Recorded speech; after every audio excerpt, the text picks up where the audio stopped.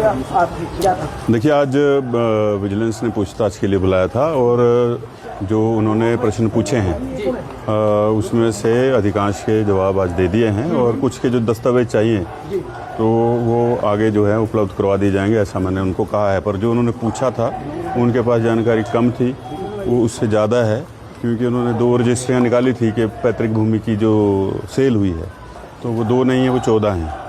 तो वो उनको बता दिया है कि आपके पास जानकारी कम है, अपने रिकॉर्ड को ठीक कर लेंगे। और जो शेयर का मेन था कि आपने शेयर बेचे, तो वो डीमैट अकाउंट जो है वो बैंक से ऑपरेट होता है, बैंक से ही खरीदे गए और बैंक में ही पैसा आया और उसका इनकम टैक्स भी भरा गया, वो भी उपलब्ध करवा दिया है। बाकी जो पैतृक संपत्ति और अन्य संपत्तियों का पूछा है तो वो वैसे तो सरकार के पास उपलब्धि होना चाहिए, तो उसमें तो छुपाने वाली कोई बात नहीं है, लेकिन फिर भी वो अलग से उपलब्ध करवा देंगे। क्या कहना चाहेंगे सर, क्या सियासी बदले की भावना से ये जो एफआईआर यहाँ पर हुई है उसमें? वो तो सरेआम दिख रहा है कि जो वर्तमान सरकार है उसके जो मुखिया हैं सुखविंदर सिंह सुक्खू, उनको जो है अपने अंदर ये एक भावना आ गई है कि मैं अब अमर हो गया हूँ इस कुर्सी पर, और जो है वो दबाव की राजनीति, एफआईआर करके डराना धमकाना, लेकिन उससे विपक्ष की आवाज़ नहीं दबा सकते हैं। जो ज्वलंत मुद्दे हैं, जो जनता से जुड़े हुए मुद्दे हैं, वो तो हम उठाते ही रहेंगे और ये एक तरह से उनसे ध्यान भटकाना है, क्योंकि सरकार पूरी तरह विफल रही है।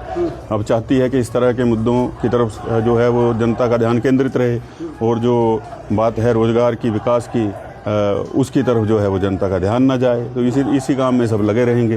तो ये उनकी रणनीति है और शुरू से वो जब से संगठन में भी रहे हैं तब से ऐसा ही करते रहते हैं। हम लगातार ये सवाल उठाते रहे हैं कि जो भी हमारे यहाँ से गए हैं वो अपना ही अलग बिगुल बजा रहे हैं, अपना ही अलग गुट बना के बैठे हैं, लेकिन जिस तरह से भारी बारिश हो रही है, बाहर इतने सारे लोग समर्थक बाहर खड़े हैं, तो यहाँ से कोई मैसेज आप देना चाहेंगे कि वो जो कहते हैं कि आप भाजपा में भी हैं लेकिन भाजपा से अलग हैं, लेकिन यहाँ भाजपा के जो चेहरे यहाँ दिख रहे हैं? देखिए, ऐसा है, ये उनकी खुशफहमी है और ईश्वर करे कि वो इसी खुशफहमी में रहें और जब तक अगला चुनाव आएगा तब तक उसी भ्रम में जीवित उनको रहना चाहिए। आने वाले समय में जनता इसका बहुत करारा जवाब देगी। धरातल पर इन 4 वर्षों में कुछ नहीं हुआ है जो सरकार ने कहा था। कोई आगामी और कोई डेट मिली है क्या? नहीं, आगामी जब भी डेट देंगे तो उसमें पूरा सहयोग करेंगे। देखिए, ऐसा है, जो पुलिस प्रशासन है इसमें उसका तो जो उनको औपचारिकता करनी है वो तो करेंगे ही। अब वो क्या करेंगे, उनके ऊपर भी ऊपर से दबाव है। हो सकता है 1-2 अधिकारी भी चाटुकारिता करते होंगे मुख्यमंत्री जी को खुश करने के लिए, तो उसके चलते जो है ऐसी परिस्थितियां हैं। इससे कोई घबराने वाले नहीं हैं और इसको फेस करेंगे और सच्चाई जो है वो जनता के सामने आनी ही चाहिए, क्योंकि हम पब्लिक फिगर हैं, चुनाव लड़ते हैं, तो वो लोगों को पता होना चाहिए क्या करते हैं क्या नहीं करते हैं। और अच्छा है ये सुक्खू जी ने जो एफआईआर की है, ये उसका मैं धन्यवाद करता हूँ। इस बहाने मुझे अपने कागज को कुछ ढूंढने का समय लग गया, नहीं तो जनता का ही काम करते रहते हैं सारा समय। सर, जांच तो ठीक है, परंतु कभी आपके रिश्तेदार नाकाबंदी करना, कभी वहाँ पर तो इन सब चीज़ों में क्या कहेंगे? कोई बात नहीं है, उसको तो मैं सुरक्षा घेरा मानता हूँ। जो नाकेबंदी और पुलिस मेरे साथ लगा के रखते हैं वो एक तरह से सुरक्षा घेरा भी है। कम से कम मैं तो सुरक्षित हूँ। लेकिन ऐसा है कि ये जो प्रचलन है इस प्रदेश में नहीं था, इस प्रदेश के अंदर ऐसी राजनीति नहीं थी। ये पहली बार प्रथा शुरू हुई है। आने वाले समय में इसके दूरगामी परिणाम होंगे। प्रश्न जो पूछे गए और किस नेचर के प्रश्न थे, ये संपत्ति के अतिरिक्त क्या जानकारियां भी जानना चाहते हैं? आपने ये सारी डिक्लेरेशन एफिडेविट के माध्यम से समय पर चुनाव जब लड़े हैं तब से देखिए, 2003 से मैं चुनाव लड़ रहा हूँ।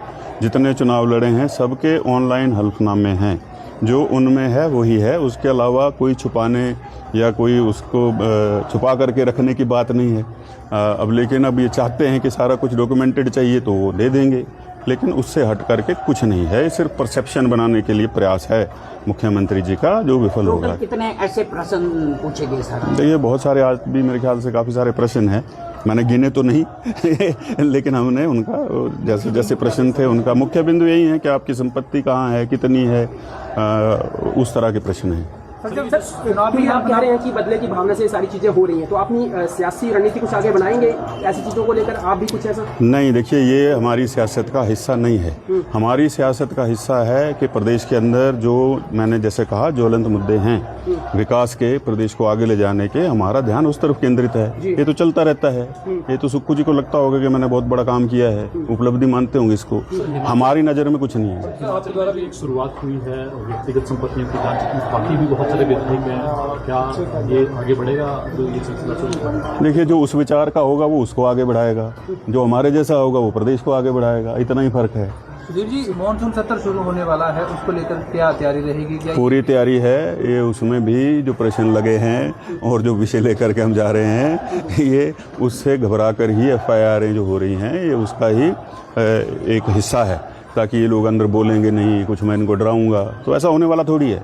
जो मुद्दे हैं उनको मुखर होकर के अंदर उठाया जाएगा। सर, आपके द्वारा भी नगौर में एक भूमि को लेकर भी जिक्र किया गया था फेसबुक के माध्यम से, उस पर भी कुछ आगामी कार्रवाई जो है वो अमल में लाके करेंगे?